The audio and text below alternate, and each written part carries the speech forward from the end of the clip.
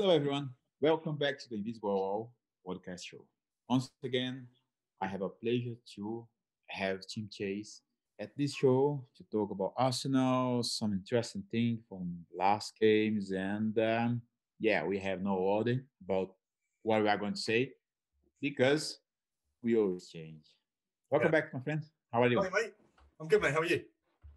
Very good, very good. Very Good. I've got a special Thank guest this week. you. My dog is asleep in the background, so let's hope she stays like that. To be fair, she's probably going to be better predictions than us. Aslan? Yeah, I hope there is no cat around. I believe she's going to still quiet there. She'll be fine. It's only kids that wind her up.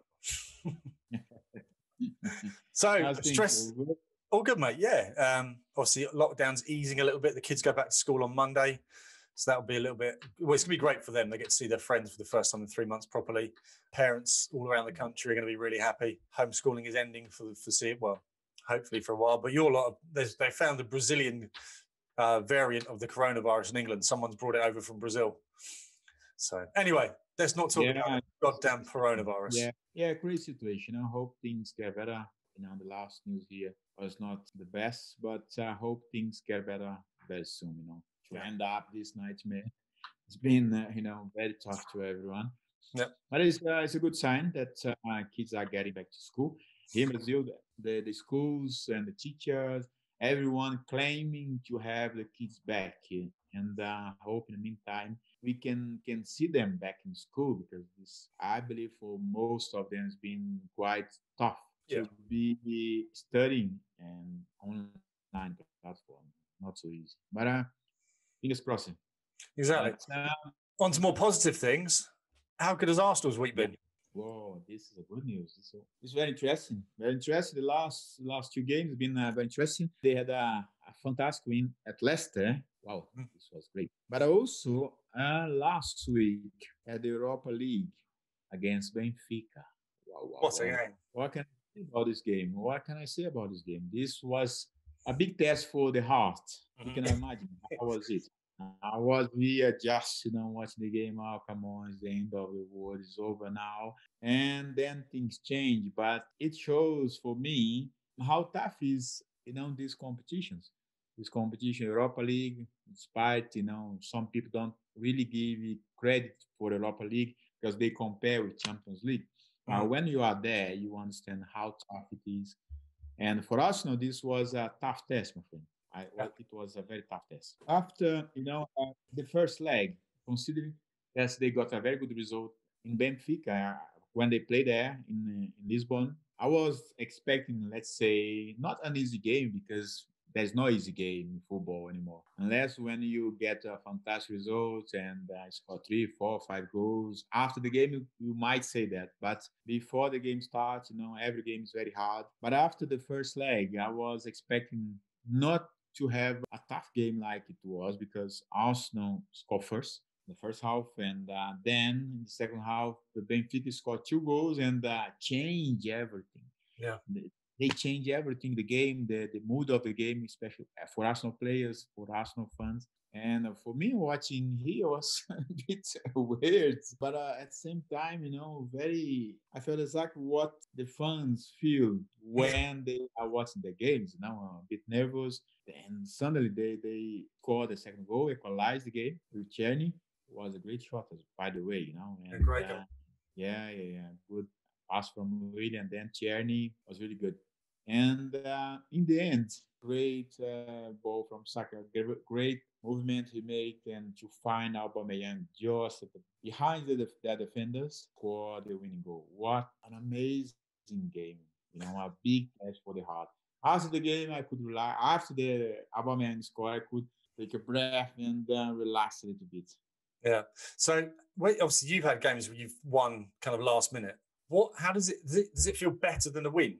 Obviously it's great to win, but actually coming back from when you were losing to actually winning, is that kind of an extra like building team morale and mental toughness within the team? No, this is fantastic. When you come back in the game and losing, then you have to push yourself much more, get the result. And sometimes it works, not always, but sometimes it works. As you have done a couple of times. For example, one very good win we had was against Liverpool at Highbury. And at halftime, if I'm not wrong, I think it was 2-1 to them. We were leading the game. And we went to dressing room, and Arsenal, he was quite pissed because normally you don't see him in this mood, but he was not happy. But in the end of the day, we understood his point and we got the message. But between us, we always sort things out. Hey, come on, guys, it's not good. It's not us. We are not play well. We can do a lot better from what we have done in this first half. Yeah, we got the result and we scored the goals, but it's always tough because this kind of games on the opponents are very tough. This game I mentioned against Liverpool, when you play against Liverpool, you will always expect a tough game, as it was, and come back for the second half and got a good result and score 3 goals and win the game after, quite poor first half was something incredible. So we've spoken before about pretty much every player in the Invincible team could have been a captain. It was just their mentality, their mental toughness, and the way they presented themselves. Every one of them could have been a captain. Were you saying that when halftime Avenue went to the changing rooms, did Arsene Wenger not say very much, and it was just basically the players working out amongst themselves, like Perez or whoever, saying, "Look, this is you, this is you, this is you." So it's more the players solve the problems out and tactical changes rather than Arsene Wenger. In this day, he was not so happy. Just this day. I don't remember exactly which words, because it's quite a long time. Normally, I don't remember many things. Just when Arsene say things to us, when the things was not right. Yeah, he was not so happy, but we were not happy. I think this is the most important thing, because after the first half, the halftime, we knew going to the dressing room, we were expecting something from him, to say about our performance, about the way we were playing, the strategy for the game. We were not doing things right. But I think the most important thing in this situation is when you look around you, you see everyone is not happy with their performance, with team performance. This was something incredible with that team. Every player knew exactly, have they understand that, come on, this is not us. This was something we did, we are not happy. We have to change this, because we could see on each other's face. We just sort things out between us after Arsene's conversation, and just change completely the way we were playing for the first half. I think having this analysis between about our game, about how we have to play, this is very important. It's so easy to find excuses. You didn't do it. You didn't cover me. I didn't protect you, something like this, But we never gave excuse for our bad performance. We always find a way how to overcome. This particular game against Liverpool, they were doing great game. Players like Steven Gerrard, for example, he was a driving force for them. But we just came back, totally different. The way we managed the game, everyone just pushing hard to get the results better. Interesting. It's really so interesting listening to the dynamics. Obviously, as fans, we assume, and obviously commentators as well, we assume what's going on in the dressing room, the changing room. So Ferguson's going to shout at someone and do the hairdryer treatment and things. But it's really interesting hearing actually kind of what does happen in the changing rooms at half time for these kind of things. So it's great to hear. So yes, that started off. Listen, Arsene, he was always, let's say, moderate in the way when I mean moderate in the way he speak to us when he was angry. I never see him very angry, like some manager I had the opportunity to work, because they shout very loud. Arsene was more composed, but sometimes the manager just need to wake up the players. Understand the players. When you work with them, you start to understand how they operate. Some players, if you shout on them, if you speak loud, they just go down. You have to find a way. When you speak generally, it's normal. Some managers have to lift the players, and sometimes the way they do is just speak a bit loud. Sometimes some of them shout, what the fuck's this, blah, blah, blah. And in Arsene, it was not the case to be like this kind of person. But he knew exactly the way to work, to speak with us, the way that he made everyone understand without being like Arsenal's match today, you know. He didn't need to be like the mad guy to make us understand the point he always mentioned to us, what he expects from us. And the response on the field was always, most of the time, you know, not always, but most of the time was good because we totally understand what he was thinking, what he wants to us in terms of his messages and the want us to perform. Yeah, and I guess the players you had allowed him to be able to speak like that because you were all intelligent players. You know, if you look back on it, with the exception of maybe Ray Parlour, everyone was a very intelligent footballer. Yeah, I think basically Ray was very also another important guy for the squad. By the time I was there, he was not the regular player, but every time when Austin called him, you know, or to start the game, or to be, you know, play 10 minutes, half time, something like that. Anytime he was ready. I think this was the main thing about this squad, you know, because sometimes it's quite tough to keep the players, everyone motivated, especially the players which are not play regular every week, for example. It's not so easy, you know. For the manager to keep the balance of the squad, to manage the situation, who's gonna play, who's gonna not gonna play, when I can use this player. Managing this process is not so easy. You have to be smart, and because one thing is sure, it's quite impossible. It's impossible for any manager to keep everyone in the squad happy. Yep. No way. It's quite impossible. The best way for him is to be honest with everyone, make everyone understand what he expects from everyone, the idea of his game and the players, the starting 11, and then see who are the other players can be used more often for him. But as long as he manage this and with the other competition, give the others opportunity to show that they got quality as well.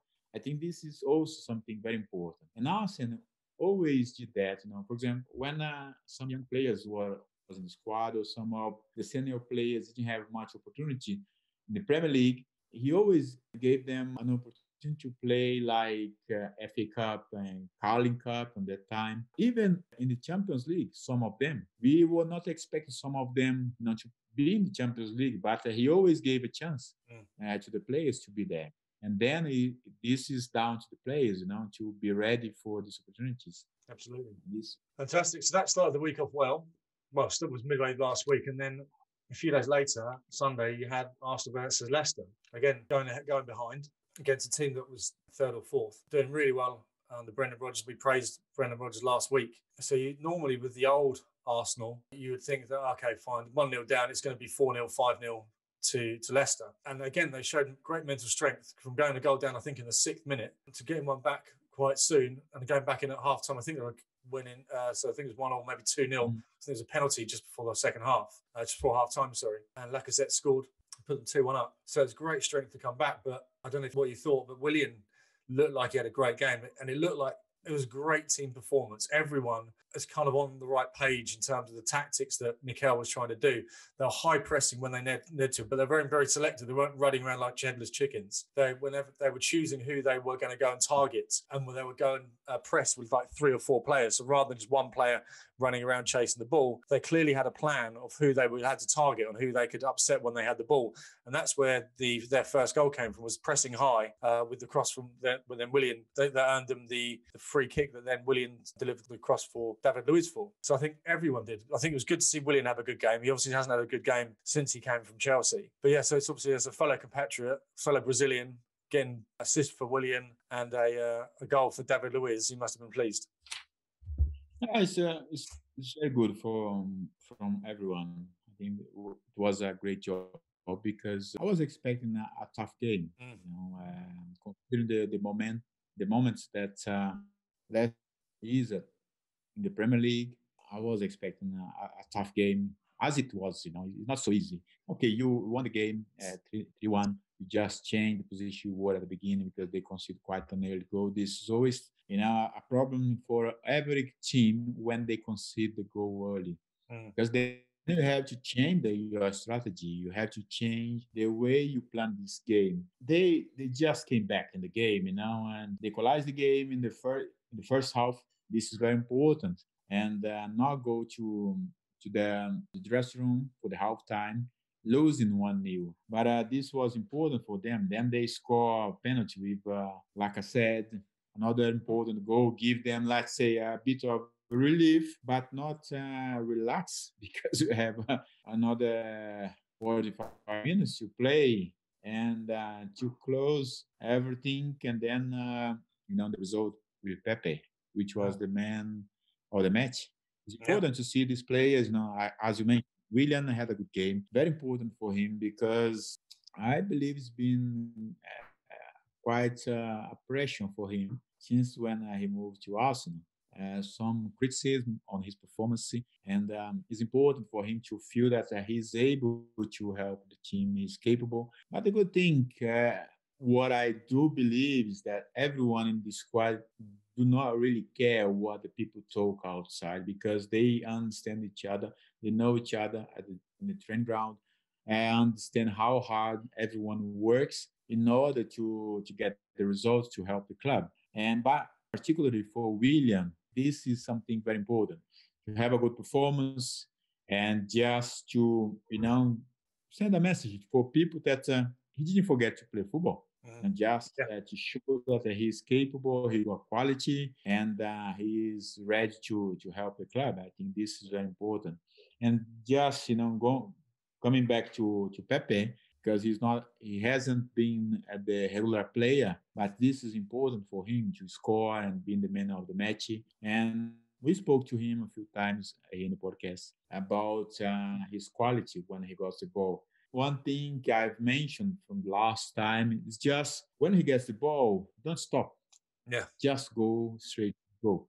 Just don't stop in front of the defender because he can dribble while he's on the run and try to find one of his teammates to give assistance or try to score himself because he's fast, he got quality, he can dribble, but as long as he stops in front of the defenders, one defender, for example, he start to pass the feet, the leg in front of the ball, over the ball, something like this. The other team just compose and make their life very hard. But he got quality to get the ball, dribble 1, 2, give the ball, or try himself. But just go forward. I think this is the one thing we spoke the last time. But I'm happy for him that he scored the goal and being the man of the match. I believe it gives him a confidence to keep working hard, to be the one of the starting 11, because at some point people start to question why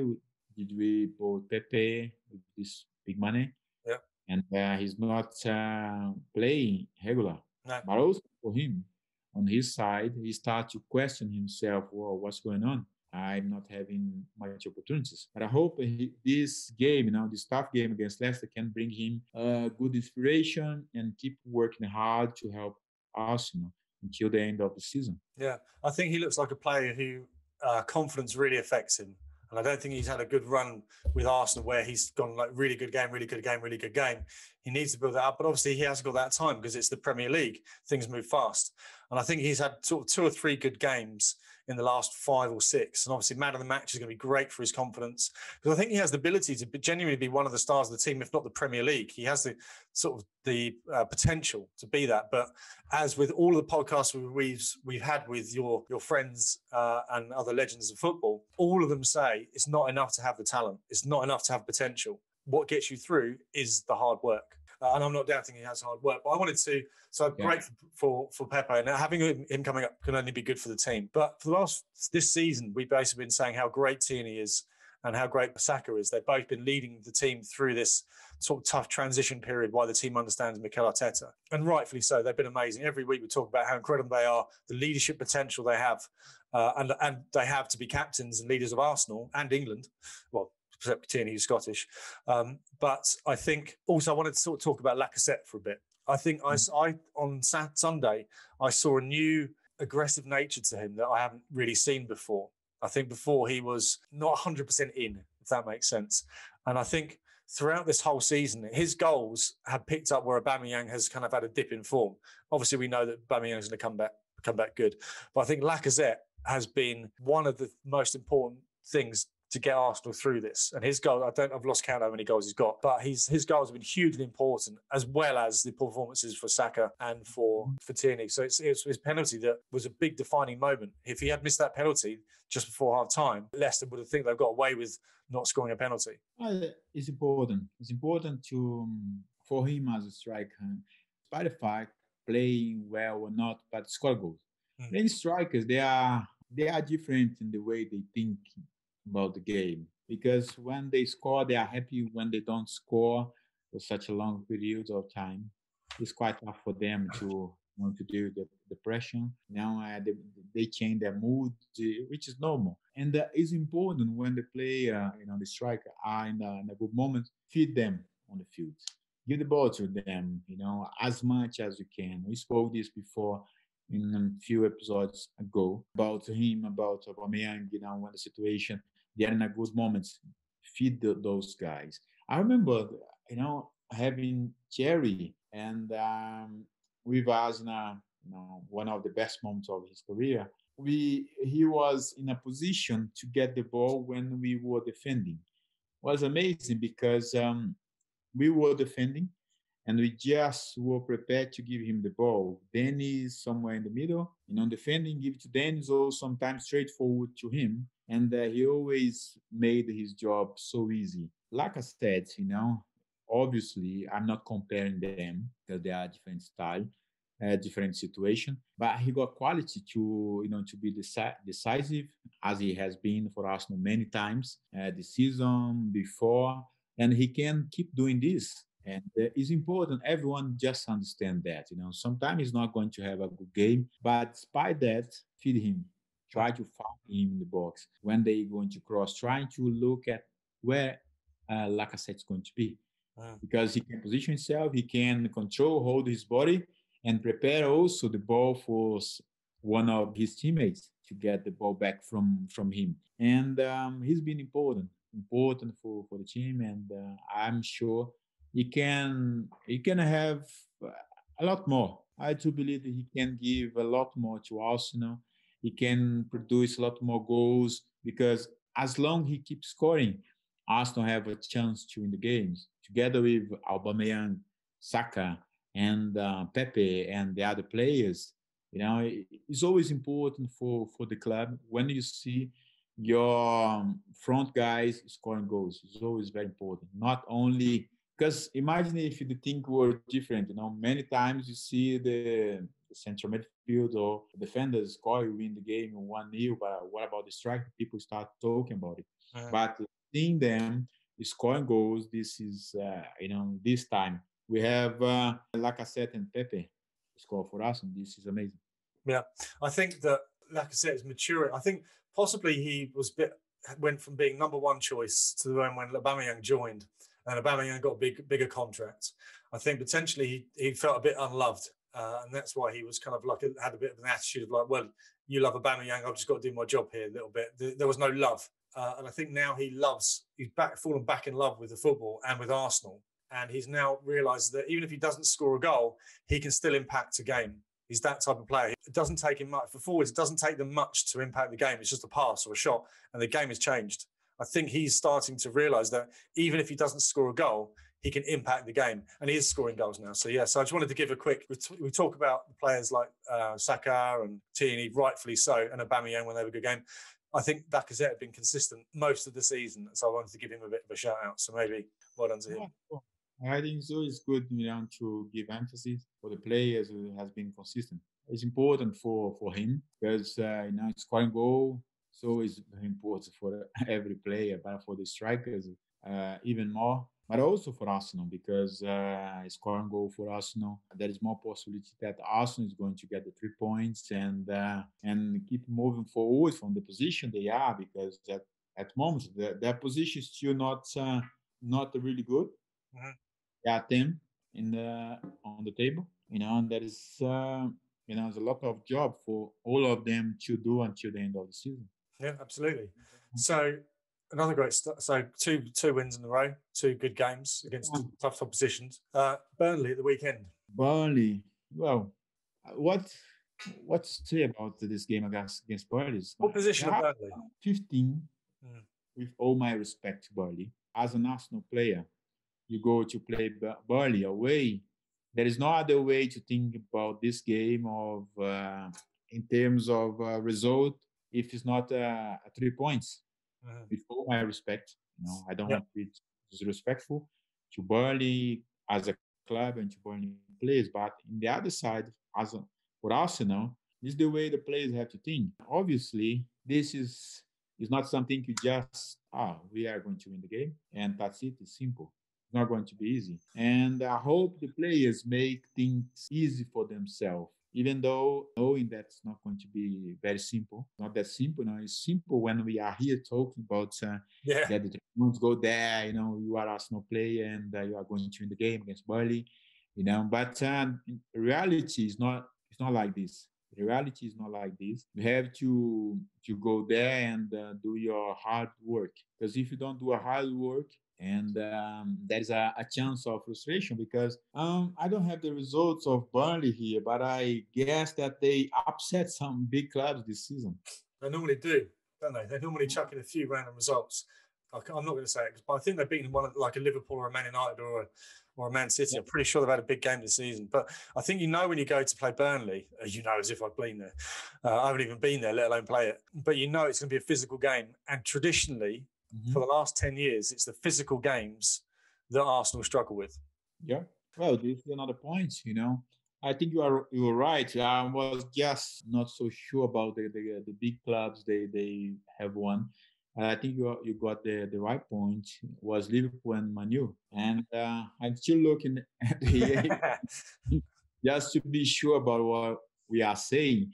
Knowing that, understanding that from the Burnley players' point of view, why not believe that we can win Arsenal? Why not? We have beat Liverpool and we have beat Man U, and Arsenal can be another target. Let's do on our way, and it's going to be physical again. It's going to be hard, as you mentioned. Last couple of years for Arsenal, the physical game has been something not really easy for them to cope with. But I hope for this game they are going to be ready for it, because they needed 3 points.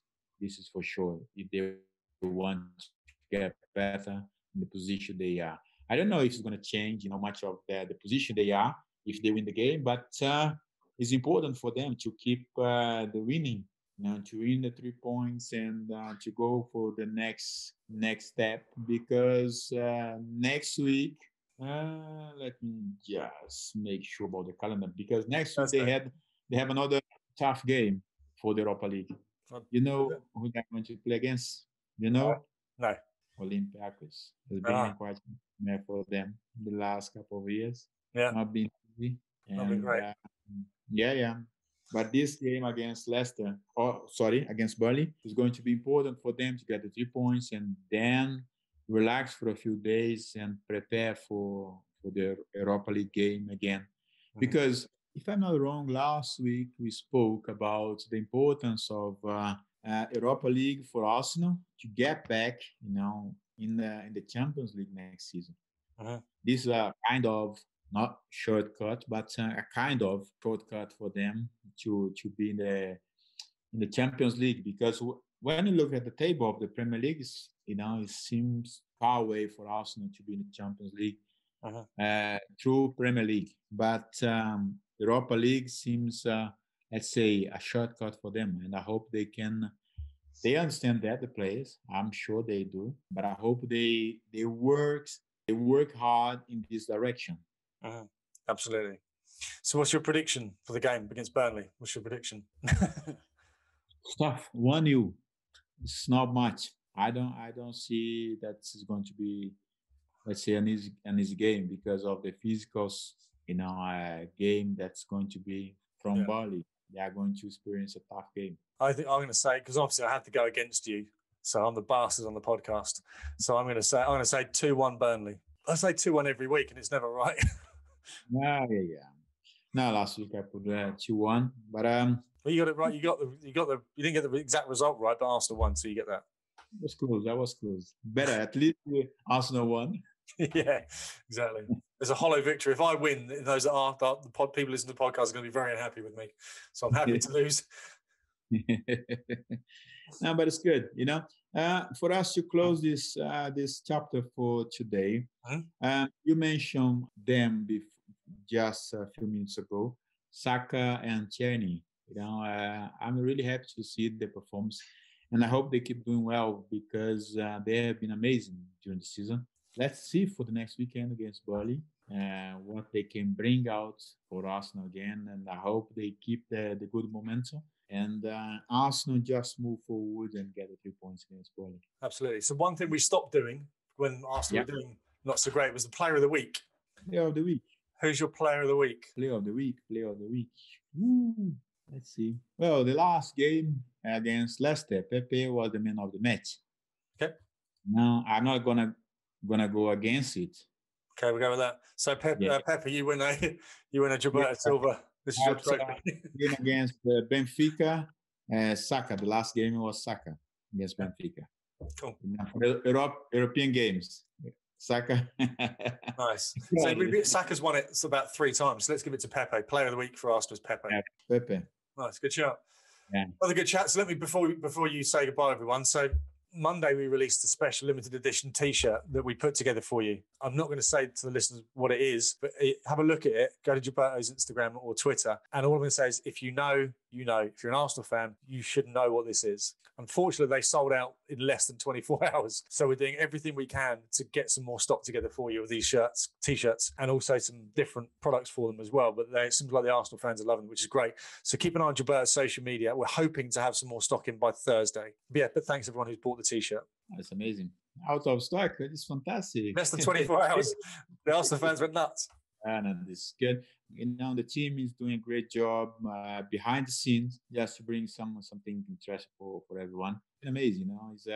It's been a very good journey last few months. The way everyone is working, you know, I'm very happy. By the way, with everything. You know, if you want to know a little bit more, just go out there in store, just find out some other things. But also, team, help me out, you know, always need your help. To tell everyone where they can find our podcast, you know, see what we have been speaking to. And I'm speaking with another guest to bring to the show, and I hope very soon we have a few more guests. Excellent. So have to check out on the previous podcasts. We've had Cleberson, Roberto Carlos, Ruud Gullit, which is a really funny one. We haven't had a guest crying with laughter on the podcast. So check the Ruud Gullit one out. Then we had Stilian Petrov. So check those ones out. There's also some really useful ones in there as well. So if you want to watch us and our handsome faces, head over to YouTube, search Invisible Wall. That's Gilberto's YouTube channel. And then the podcast is on every single possible streaming service. Just search again, Invisible Wall. And me and this bloke will turn up. More this bloke than me. I'm just here for looks. This is intelligence. Thank you, friend. Thank you once again. Great to be with you for another show. And hope to see you again next week. Thank you very much once again. See you soon. God bless everyone.